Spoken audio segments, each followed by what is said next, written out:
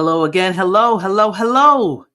Welcome, welcome. I am Carmen Nakomi. This is Carmen Nakomi World, and you are welcome in my hold. Yes, because you asked nicely. Today, we are breaking down episode 6 of season 3 of the Wheel of Time adaptation on Amazon Prime, guys. It was a great episode, and I can't wait to get into it.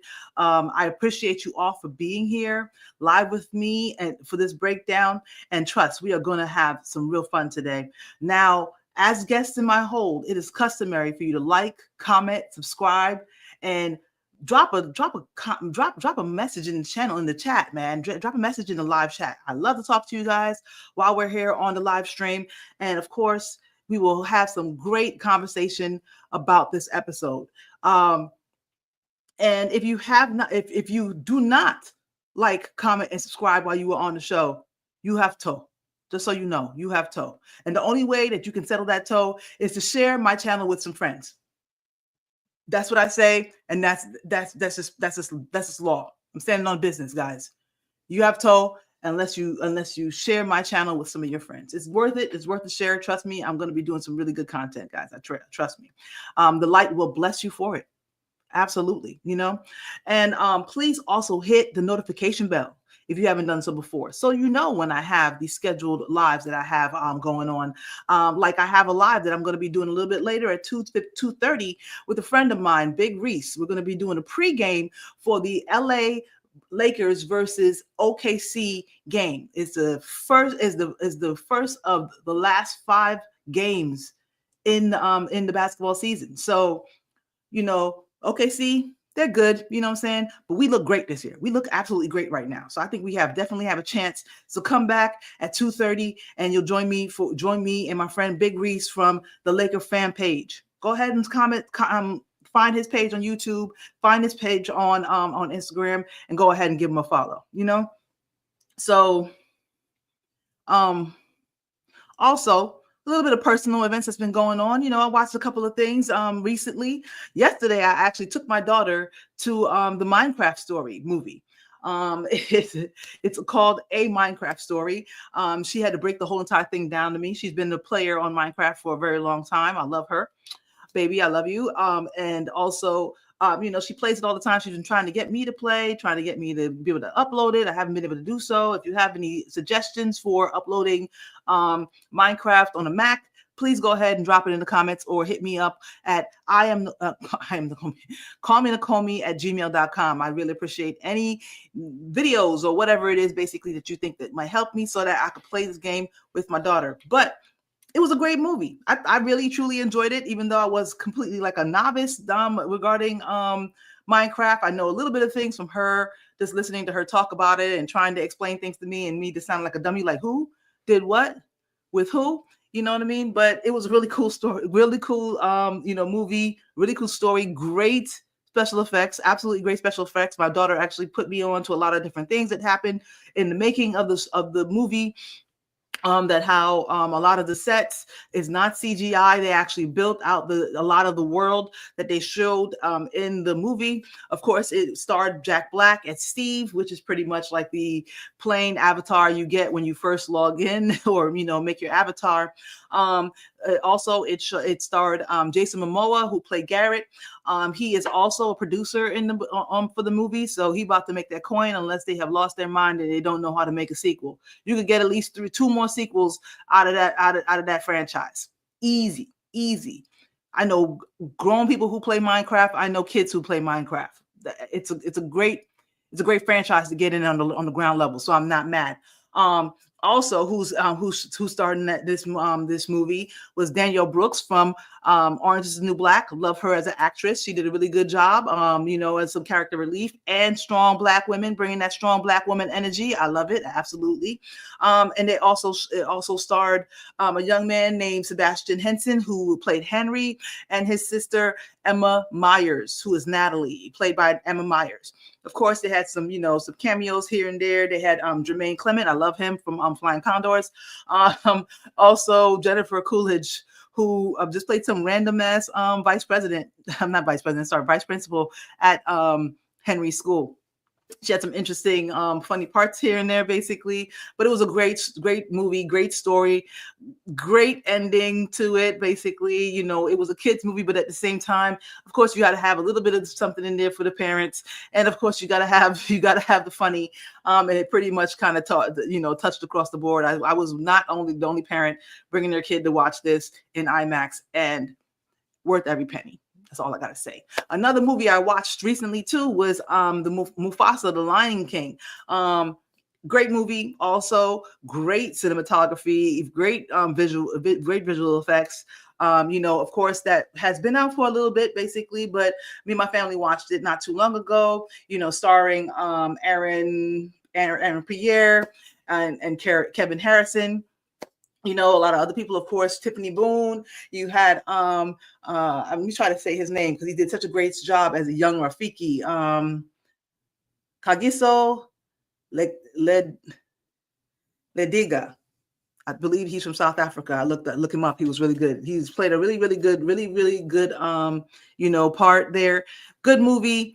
Only thing I'll have to say, which I can almost say about the Minecraft story movie too. I honestly, I loved Disney movies in the beginning, in my youth, but I can't handle musicals like that unless I walk in. Don't make me find out it's a musical. Of course, Lion King was supposed to be a musical, but I wasn't expecting for certain musical breaks in Minecraft story. Okay, I get it. It's Jack Black's shtick, but at the same time, Warner Brother. Anyway, it was good. It was a good movie. Anyway, but let's get into the breakdown ourselves, guys. The breakdown of episode 6 of season 3 of The Wheel of Time. And also, just real quick before we start, there's a spoiler warning for up to the Shadow Rising, and I'm glad because this week we actually have a part that kind of comes from the previous book, The Dragon Reborn. So it was really good, just catching little things, and it was funny and heart. It had ups and downs in this episode, so it was really good. You've been warned about the spoilers, but let's dive in, guys. So we're going to start, of course, I'm going to break it down by, instead of doing just characters, I'm going to break it down by location. Now it's going to definitely ease the road here, we're going to start with Perrin and Faile. They arrived back at Emmett's Field with the Coffin Girls and a knife wound in his side. I mean, he had to struggle to get home with it in his side, but he made it out with the girls. And hey, it is what it is. They lay him on the table as he comes into the Wine Spring Inn, but Alana's not there. Not there and able to heal him. She's there, but she's not able to heal him. She has her own problems, about 7 or 8 of them. You know what I mean? So, meanwhile, Maxim is upstairs with her, praying to the light that Alana recovers. But she's literally laid out, bleeding to death from the inside. It is what it is, So for now, Dave Conger downstairs puts some tussin on Perrin's wound. Tussin heals everything, baby. Tussin heals everything. He is sad that Matt's mother didn't make it out, but Faile tells him something that her father once said to her. A leader can only care for the living or weep for the dead. That's cold world inside there, baby. It's a cold world, but it's true. It's true. All while Podden Fane is up at the top of the hill, looking down on Emmett's Field with just a couple of dark friends and Trollocs by his side. Some shady stuff about to go down. In the room, Faile tends to Perrin. His wound has not healed completely, but is looking good because of the dressing that Dave's put on there. You know what I'm saying? The herbs in the mountains is pretty good. You know what I'm saying? The Two Rivers is a special place. It's a special place. And he says after a while, he says that she never talks about where she's from. So she tells them the story. She's from Saldaea, from a military family. Her mama's a dark friend. Mama tried to get her to join the cult, but she decided to leave instead and join the hunt for the horn. But she told her brother about her mom, and he died confronting her. That's the story. Plausible. You know what I'm saying? She feels bad for leaving, but he knows how she feels. Perrin knows how she feels. And then so he tells her about Winter Night.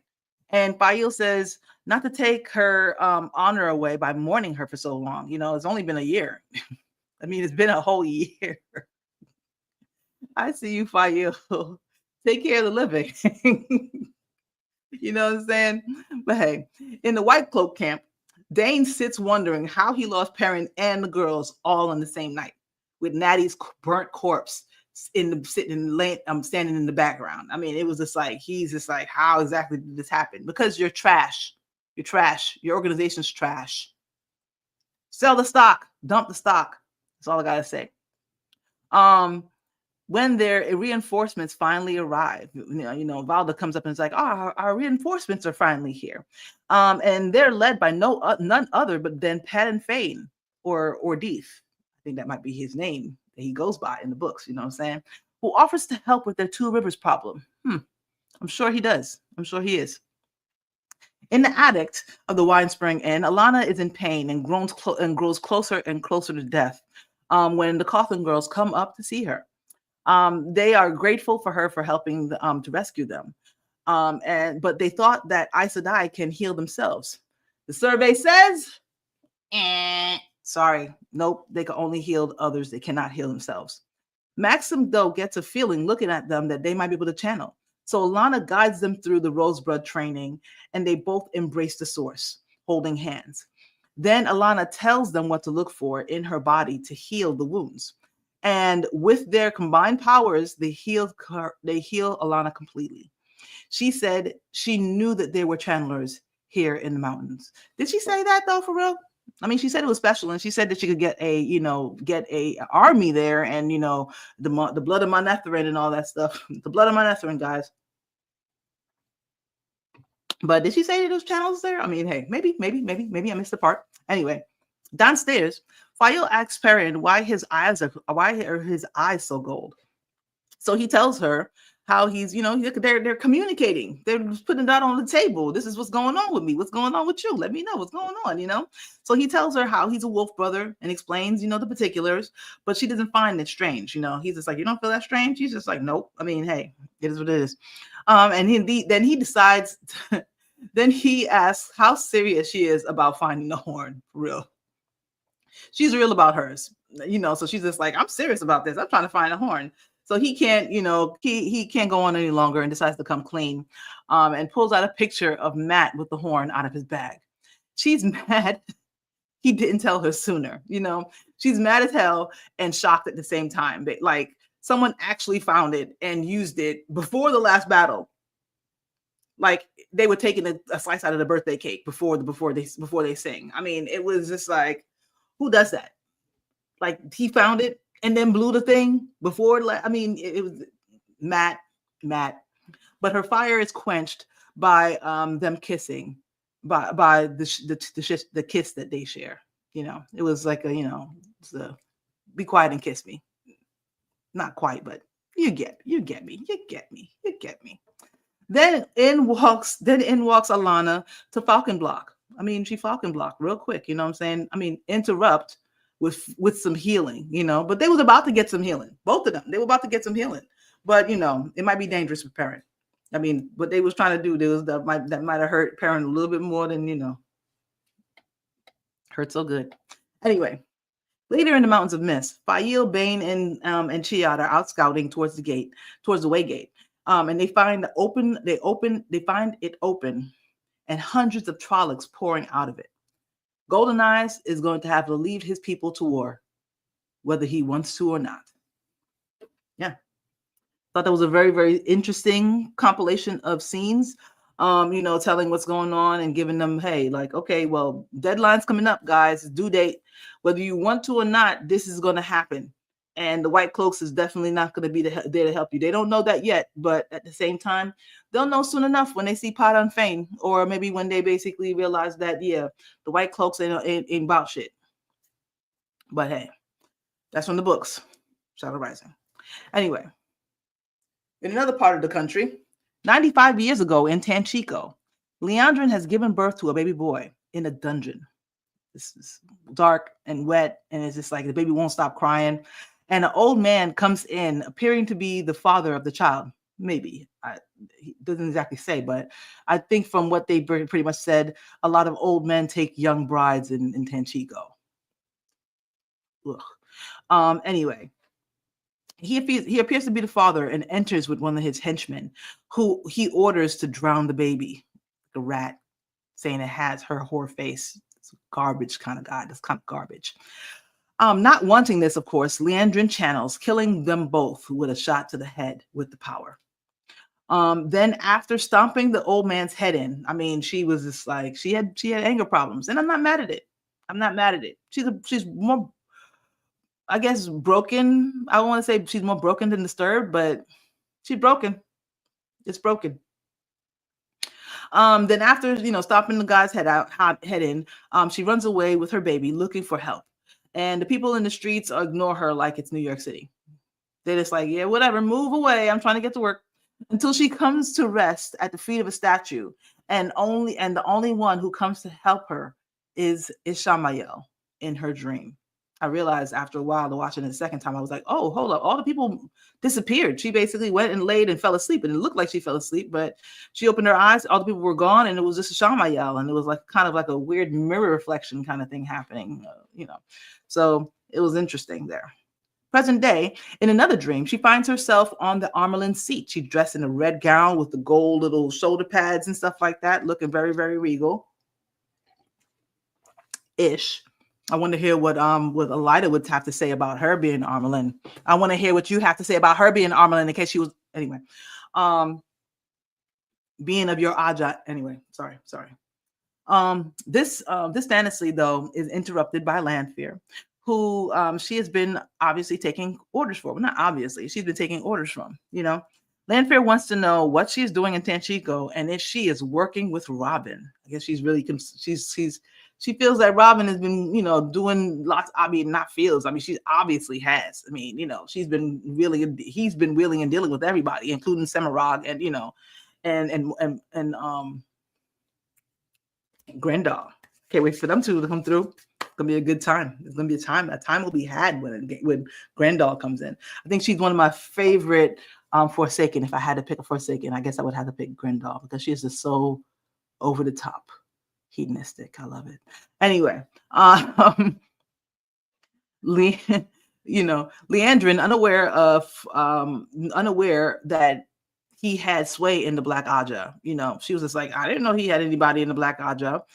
Said that they were loyal to Ishamael, but who I think he's now dead. Being in the dream though, Lanfear switches places with Leandrin. Like, now she's sitting in the Armelin seat and Leandrin is literally under her foot.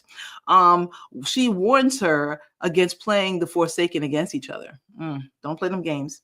And Leandrin promises they are loyal to her. So Lanfear tells her to find the Black sister that is loyal to Robin and kill her or else. Bringing food in the manor house, in the Lunal estates, bringing food to the group, Morgadine does a silly from Color Purple and spits in their food before bringing it in. Funny enough though, they speak freely in front of her as she just walks in and she stands there, and I'm just like, why? You know what I mean? That compulsion, maybe compulsion. She has them all basically. It's like, pay no mind to me. I'm just bringing in the food that you women are, and they eat that. Oof, must be compulsion. It got to be the compulsion. Got to be the compulsion. Leandrin pulls out an old painting to share with the group, and it's called The Shackled Man. It depicts a collared man with who can channel on his knees with two Aes Sedai wearing bracelets, and they have collared him. It's old. The painting or the statue is older than Tanchico, and it is the statue that she rested at 95 years ago.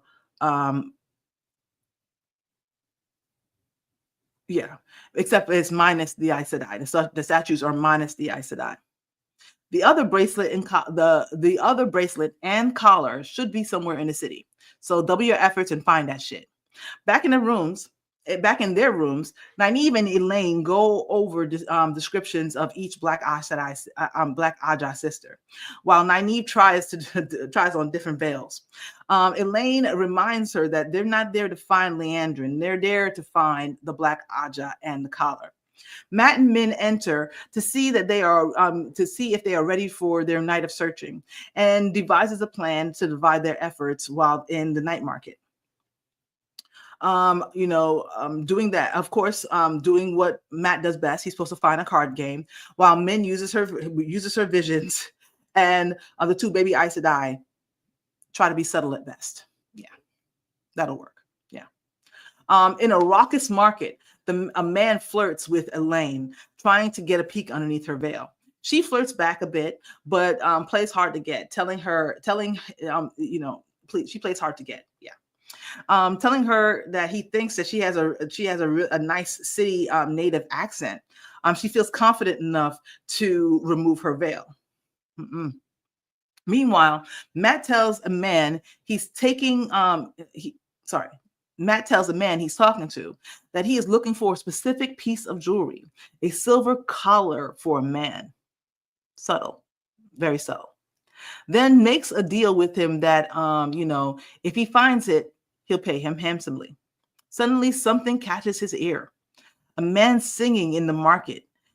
He gets up and starts to hunt the man down. And when he finds him, it's effing Tom Maryland, guys, singing about the Horn of Valir. You gotta love it. Love it. I knew I had a good feeling that Tom was going to come back for this season, but I didn't have any. I didn't hear of any specific, confirmation. So I was so glad to see that it was Tom, and that's when they basically decided to introduce him. I thought that he would be introduced somewhere in Tanchico, so I'm glad that that's where it happened. And he's wearing this flat brimmed hat. I was just like, I didn't catch it the first time. I'm not even sure if I caught it the second time, but I was just like, yo. And then I saw, hold up. I saw, let me, hold on. Yeah. I saw them, Alexander Wilhelm, he posted this today and, or yesterday, either way, basically, he posted it and I was just like, that is super duper cool. He says, 1 second. My eyes don't work. I love this show and the hat. Oh, I love that he basically pointed out the hat. So I wonder what's that going to mean. He's like, I love this hat. And then Matt gets the hat. Anyway, guys. So, I have to wonder, hey, if they don't make that happen this season, he has to have it. He has to have the hat. Anyway, he runs up to him like, sup, OG, triple OG, what's going on with you, baby? And Tom is like, no, and walks off. And he's just like, you left. He's just like, yo, you left me for dead, fighting a bloody fade. And he absolutely wants nothing to do with him. Then Matt reminds him of something he once told him. The best life lessons, they often cost the most, while holding up one of Tom's money purse. I tell you right now, I was just like, yo, the same thing happened to Matt in the first season. Number one, same thing happened to Matt in the first season, and that's what Tom told him. And also, it seems like the whole entire Cawthon family has sticky fingers. I mean, dang, they can't even help but basically if they ever come in for a hug, you check your wallet, your cell phone, make sure you have everything you need. Just making sure, bro. Don't have them over by your house. That's all I gotta say. Don't have them over your house. That prick. I love him though. I love Matt. Anyway, returning an impressed grin. He was a little impressed. He was like, you got me. You know what I'm saying? Matt convinces him to come and join him for a drink. And so, and if he's lucky, he'll tell him who blew the whole Horn of Valir. It was great. It's great stuff, Nynaeve and Min are in a tavern, having no luck in their search. Nynaeve is probably scaring people off with her scout. Absolutely. I'm sure she did. I'm sure she was.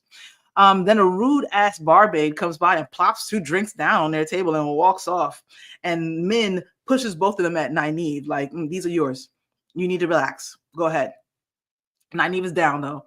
And it's shot o'clock. So she takes the first one and knocks it back. Smooth. Nynaeve asks, how's Min's vision work? Starting to kind of relax. She asks, how does Min's visions work? And she tells her, it doesn't just, she doesn't just see visions around everyone at all times. It just comes and goes whenever it wants to. And just then she gets that look at her, about her while staring at a man. She asks him, "Hey, you, did you meet a beautiful woman with a white stripe in her hair like a gremlin?" And he's just like, "Yeah, I saw her. Isn't she beautiful?" She's just like, "Yeah, you're gonna marry her." And he, go ahead and go tell her right now. And he's just like, "Okay, I will." But he's like, but I don't know where she lives. I think she's doing work all down over by the Lunald house, on the Loonhold estate. After he runs out, she tells Nynaeve, Giant Carter is actually gonna kill him. Hey, gotta do what you got. You gotta use what you got to get what you want. Yep, man. Hey. Liandrin pays Naomi a visit in her room to tell her how she visited, and she tells her, how that she visited the child bride today, and she seems content. Naomi's like, "I'm Dr. Miami, not God. I can't do all things. Only the Forsaken could do better." Plain and simple. All the while, Magedian is doing some real crazy serial killer shit around the manor house. Plain and simple. She's smelling underwear and tearing them apart with her teeth. It was low key hot at first. I'm just saying, it was low key hot at first. But then she starts chewing their food and spitting it back out into what she's gonna feed them. It was just like diabolical, nasty. Yep. Ugh. Wash my mouth out with some. Yes.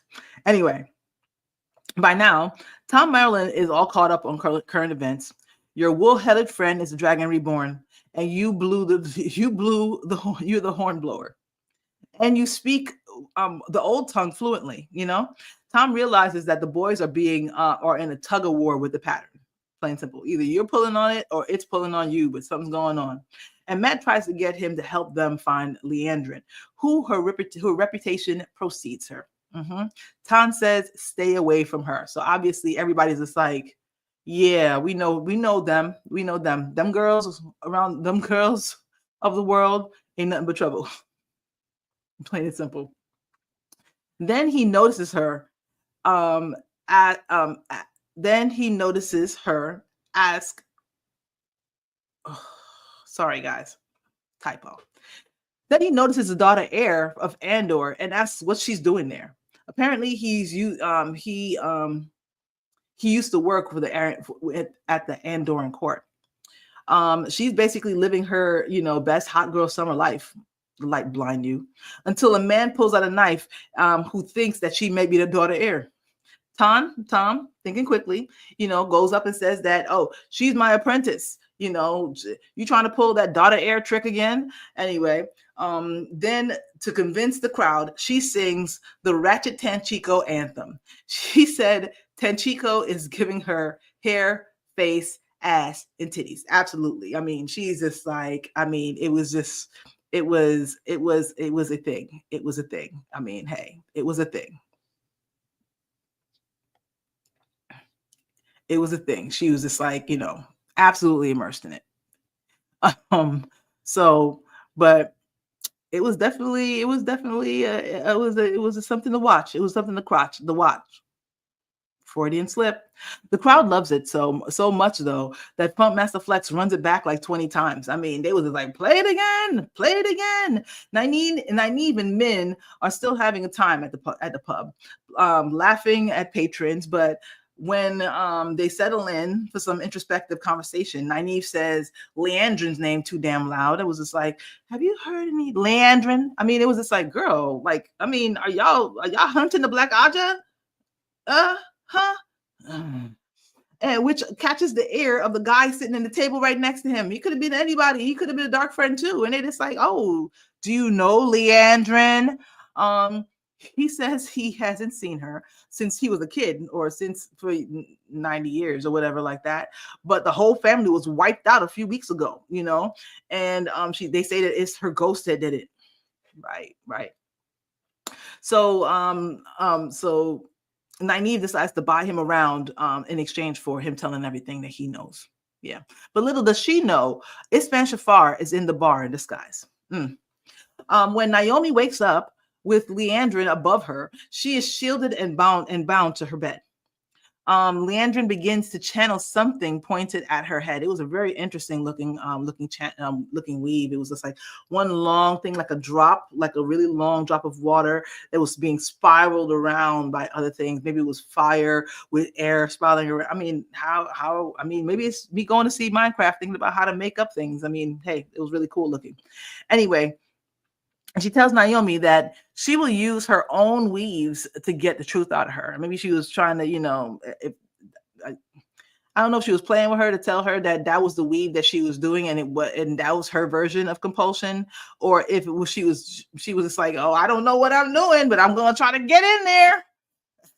I'm gonna try to get in there, get the truth out.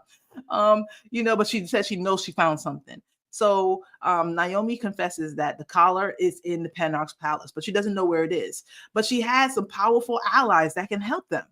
Liandrin says she doesn't need help from the chosen because she plans on being a chosen herself. Then uses the same weave she used on her husband 95 years ago and kills Naomi. Very messy too. It was just like, I mean, I know 10 other ways that she could have killed her with the power without getting the sheets dirty. That's all I have to say. It was very messy. Turning to leave, she notices Ispan in the room, just standing there like a creeper. Like, dude, what are you doing? Just watching me kill somebody. What's wrong with you? And she asks, what did you find? So Ispan is supposed to be working for her. Min and Nynaeve happily stumble through the city looking for their friends, and even run into an illuminators display with a pinwheel going around. It was pretty cool. It was pretty cool to see. I can't wait to see if other illuminators come into play, especially with them not really spending a lot of time in with the menagerie, maybe later, basically. But in Cairhien was the first time where they actually met illuminators. But hopefully we'll see that come back soon. They soon find a club where Elaine and Tom has been rocking it. And, Elaine is still on stage. And I'm telling you, it was just like everybody is just having it. They are still just rubbing their heels of Tanchico. It looks like Molly got loose in there because everybody was rolling. Like, this is some real supple leather. Kind of, it was just like, I mean, they were just all into it, having their time. A time was had. And as they finished their set to a huge round of applause, they all meet up at a table there. And Matt introduces Tom to the group. Yeah. Min lets them know that they know where Liandrin is staying. And as they are leaving, the man who was haggling with Matt earlier comes over with the bracelet. Not the collar, but the bracelet. He said that his dad had it amongst some pile of stuff that he had planned on selling a long time ago. Stuff just be laying around, man. You never know. Matt hands him a purse of money and they take off. But not before Tom tells them about the statue at the docks. Like, dude, you didn't hear, I mean, of all this research you did, you didn't hear about that statue? Dummy. Anyway. Back at the Lunald house, Ispan is waiting for someone in the world of dreams when she is found by Moghedien instead. She tries to get Ispan to tell her who is she waiting for. But when she doesn't answer, Moghedien decides to take the information by force with the power. Ispan decides to spill her guts instead of have that happen. Tells her about Liandrin and Naomi, about 2 of the 5, the Dark One is hunting, being in Tanchico, and Moghedien kills her anyway, digging her thumbs into her face. I was just like, she gets off on it. I mean, I could feel the others have probably some psychotic tendencies, but she's a psychopath.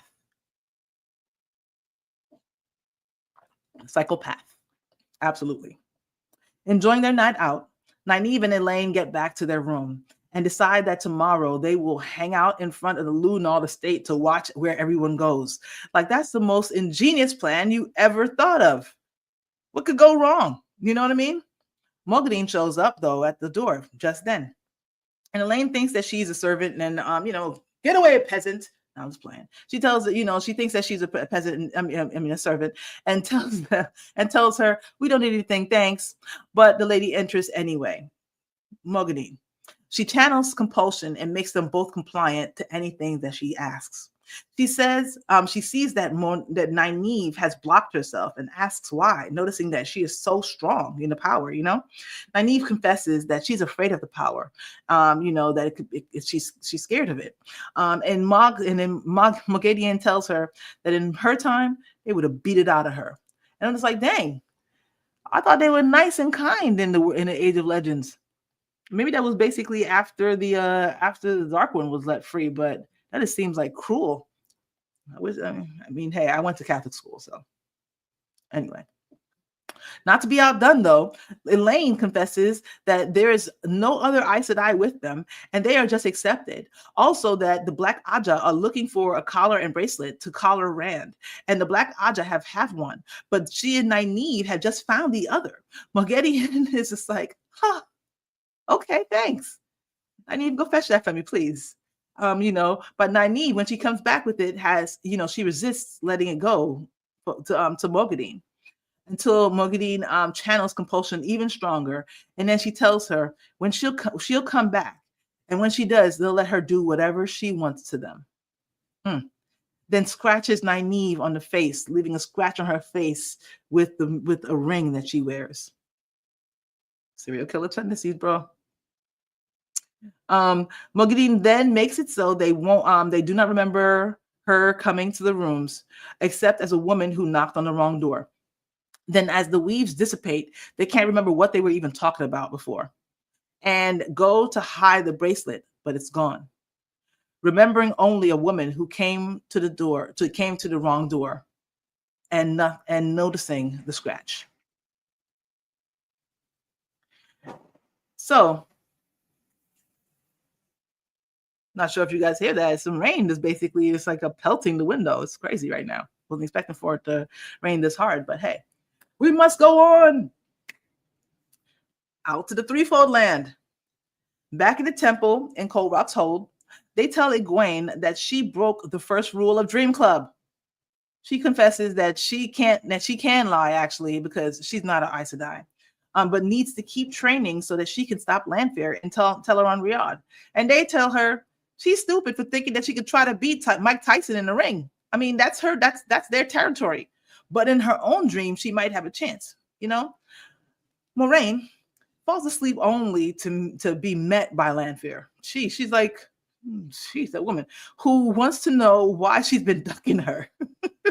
She's like Debo terrorizing the whole neighborhood, son. Nobody's safe. And Moiraine is low-key petrified, wondering if this is when, this is going to be the time when Lanfear kills her, So Lanfear is mad at Moiraine for not keeping Egwene away from Rand. I'm just like, sorry ass. I mean, I thought that he was yours. You know what I'm saying? I thought he was yours. So how do you need someone else to help you keep him? That's all I want to know. And not even the other person who's basically sleeping with him. You need another person to help you keep somebody who you said is yours. Weak sauce, girl, weak sauce. She does the whole threatening thing, which is really getting old by now, and says that she's setting up a little surprise for him tonight and to let him handle it. I don't know if I like how much Lanfear and Moiraine are interacting in this season, but I kind of get it because it's different from the books, but they have to interact for the conflict to make sense, and I feel it. It's basically it's a conflict. I'll get into it a little bit more. Rand takes a walk with Aviendha, where she leads him to their hanging gardens in the hold. There's lots of greenery, lots of different vegetables being grown, and there they meet Alcira, Ruark's granddaughter, and she's there tending to her squashes. She's happy to see Rand, and he goes to talk to her, and ill-advisedly, though, picks up her blunted spear. She's been training to be a maiden, and he has dishonored her by touching it. He then shows that he's been listening to Aviendha's training, offering a traditional apology and saying he has toll.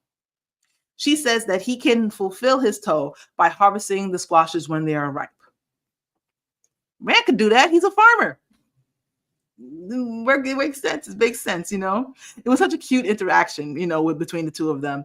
And Avienda, you know, takes notice, you know, looking like she's softening towards him a little bit. You know, he's okay for a wetlander, you know. The wise ones are training Egwene to push people out of her dream. So they basically, she's having them practice on them. She's having Egwene, they're having Egwene practice on them. But she is having difficulty willing it so, you know? And she tries again and they brace themselves and she pushes with her mind and they blow away like leaves. You know, she's delighted thinking that she, you know, I did it until she begins to blow apart herself. And she rematerializes bound to Lanfear's dominating ring. You know, and I'm just like, oh, this woman doesn't quit. My gosh, don't you have anything else to do or places to be? Do you guys just drink nothing but Red Bull? Don't you sleep? I mean, what else do you do besides world domination? Or Rand, bro, I need you to do something else with your life. I'm saying, you know. And so she asked Egwene if she liked what she saw the other night when she was riding the dragon. Egwene is like, he can't know who you are. Like, this is trash. This is a trash situation. He cannot know who you really are. And old Lanny's like, he knows me in the biblical sense, baby. You know, Egwene is like, if he knew what you've been doing to me, and Lanfear is like, shut your ass up. He knows everything, boo. He knows everything. Then the brass pin drops, waking her up, saving her life. I mean, woof. Lanfear looked like she was about to take her head off. And then basically be like, you know, I'll be tripping, baby. I'm sorry. It was Lanfear that threw them out of the dream and blocked them from being able to re-enter. And Bear tells her she needs to believe in your soul that she is stronger than Lanfear. That's the only way that she's going to ever win. And Egwene wants to keep trying. That's brave. The Fangfish is still in there. The Fangfish is still in there, bro. That's all I gotta say. Rand runs into Moiraine holding the orb again. My precious. Either she is really, really attached to the thing, or she doesn't want to leave it anywhere for anybody to find. Fair. Both parts. Fair. You know, I'm not mad at either one, but she hasn't spoken to Rand since Rudion. She says that she's been listening though. I like that. She has been listening. In the ways that Moiraine probably listens. I mean, can you blame her? A little. He asks her, you know, what she saw in the rings. Does he go mad? Kill Egwene? Kill her? Her answer is sometimes. Hey. I like it. I love it. Aes Sedai answers. But they both came out knowing more. Then he says, I know what you did last summer. Sorry. He says, I know what that is. It's the Karnan. And she asks, how do you handle so much power? I mean, it's how? And it has her caught up in the rapture. I mean, it's just everything when she feels it, but she just can't control it. And in the tower, they are taught to submit to the power. His advice, don't submit. Dahil and Forsaken have taught him that the tower doesn't know everything about the one power. If he stopped fighting, he'd be gone. But he can't stop reaching out for it at the same time. Later, making the rounds, Rand sits and waits for Egwene to come back to her room. And she looks like she's been trying to wait. She's been waiting to talk to him too. She asks, did you know that she was a Forsaken, Rand? He's just like, yes. And that he should have told her earlier, sorry. She asks, sorry for what exactly? Really spicy. The lie, the betrayal, sleeping with one of the Forsaken, which one exactly? He says, you don't understand and you can't. I get it. At the same time, bullshit answer. She assumes that it's probably because he's been going mad. And he's just like, if that makes you sleep at night, if that helps you sleep at night, go ahead and believe that, you know? Then she asks the million gold crown question. I mean, the one that everybody's been waiting for you to ask. If he knew that Lanfear was abusing her in her dreams every single night. Obviously not, though, because he's just like, what you talking about? And He says he didn't know. And I mean, it seems like he's growing angrier because there's like a rumble going around. But out of nowhere, they get attacked by Samael with this warhammer that's enhanced by the power. And he knocks them both to the ground. While several Aiel in dark clothing come jumping through a hole in just out of thin air, introducing gateways to the third age. Because before then, they only did it with each other. So Samael says, "You're getting soft, Lews Therin." While Egwene channels to strike down a couple of the Darkfriend Aiel. Samael goes in for a killing blow, but he is hit in the shoulder by a burning spear made with the power. It's Aviendha, and she's veiled, and she's creating more spears to wield. Fighting off more of the Black Veiled Aiel. Black Veiled Aiel, something they called all Aiel, but also coming in later. Not gonna go into it anyway. Kind of. I don't remember what the color their veils were. Anyway, so Rand yells for them to get out as Samael lifts his hammer to blow their house down, and they all escape before a massive explosion destroys everything inside. Outside, Samael is about to channel again when Rand embraced the source finally and blocks it, then calls down lightning to blast again and again at the spot where the Forsaken once stood, bringing down the whole entire house. And I was just like, oh, he killed one of them finally. No, he killed the second one finally. As the dust clears, Samael lays dead under several boulders. But Egwene and Aviendha are alive. A moment later, Aviendha remembers Alzira was upstairs though. Rand turns to look for her and channels away a pile of stones to find her body. He tries to rouse her, but it's no use. Lan and Moiraine find a group as Rand furiously tries to channel life back into the little girl, but cannot heal death. You cannot heal death, no matter what the prophecy says. And he is laughing and sobbing at the same time. I mean, he had on this Joker grin, and I was like, I wonder if that's CEI or if he practiced with his face muscles to get it to go up higher, or if he just has a really expressive face. Some people just have expressive faces, but it was really, really greatly played, where it was just like conflict. It was this conflict in persona. It was perfect. And he laughs and he sobs and tries again, only to be brought to his senses by Moiraine. And that's the end of the episode. It was a great episode, guys. I really enjoyed it. It was sad. It was a sad scene, but a powerful episode. It made me laugh and it made me cry a bit, especially at the end there. But it was a great episode, great way to just build that emotion so that Rand has that conflict and also sees that, there are still Forsaken there waiting for them. So they can't just sit down on their asses waiting for who knows what, while the Forsaken can target them and come in whenever they want to, especially with the way, if they decide to talk about the way that he got there in the first place in the next episode. Probably he did it, and so probably only Rand would have been able to see the weaves or how he did it, or maybe Lews Therin might, wake up for a second. Anyway, but it was a great episode. Land feels crazy. Get a grip, girl. Get a grip. Anyway, Mat meets back up with Tom, which I loved because that was in The Dragon Reborn, the book, the third book, The Dragon Reborn, where Mat meets back up with Tom in Tar Valon, but this one is in Tanchico. I'm not mad at it. And Tom's hat, didn't even notice it. I absolutely love that. I absolutely loved it. So will that become Mat's flat brimmed hat?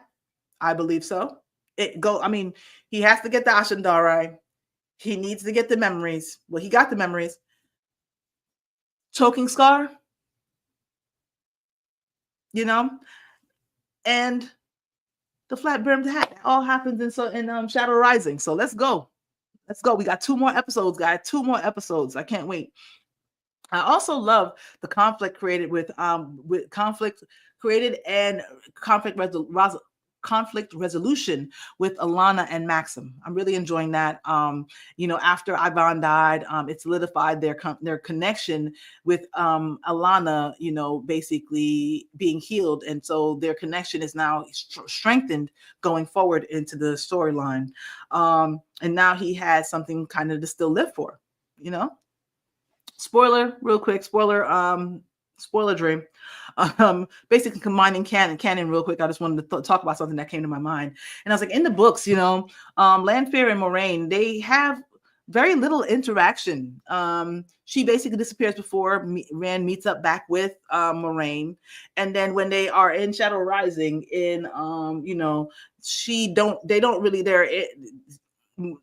Lanfear comes to visit him in Tyr, the Stone of Tyr, but Moiraine doesn't really see him. But he does tell her that Lanfear came and visited him. So, but in the show, Lanfear, they've seen each other, and they're currently actually working with each other from season 2. So they have a connection. And even though Moiraine is a lot weaker than Lanfear, she's still her antagonist. And I feel like the reason why is she's going to try to remove the girls in any way she can. Probably without having to kill them, because that would probably make Rand mad, and she don't want to make Rand mad. But at the same time, she can't just remove Moiraine that easily. She and Rand are connected now, joined by the pattern and by history, and knowledge. So, they are not exactly dependent on each other, but Rand has a connection, and almost like Lan and Moiraine are still his only true connections, or, people that he could speak to about what he is supposed to do and the journey that he's supposed to go on, and how lonely it's supposed to be and how hard it's going to be. They are the only ones who truly, truly know, not the people from his village. These two have been for 20 years seeking him, knowing that this leads to the last battle. So they're the only other two people who have besides Swan, who have truly been preparing for this, besides all the Black Aja and Dark Friends and Trollocs and now the Forsaken. They're his only people on the side of the light that really, really understands what's going on with him. So he's not going to easily let go of Moiraine. And to me, the only way that will happen is if he finds out that she's been working with Lanfear this whole entire time to help him push away his friends and get him to do what they want. I mean, come on, Moiraine, you walk right into that. She has that at the back in her back pocket for whenever she's ready to use it. Whole time. And what if she does it during the dream? She just out of nowhere just basically brings Rand in right when she's there meeting with Moiraine. She's already set out the precedent, so they could do that whenever. I feel that's coming sooner or later. In the books, definitely Rand goes through an isolation phase where he sends people away, but at the same time, people else come back. And I look forward to seeing how Moiraine's story arc ends. I'm looking forward to seeing how it all goes down, and how this unravels by the end of the season or tightens up. It should. I don't think it's going to unravel with Moiraine just this season, though.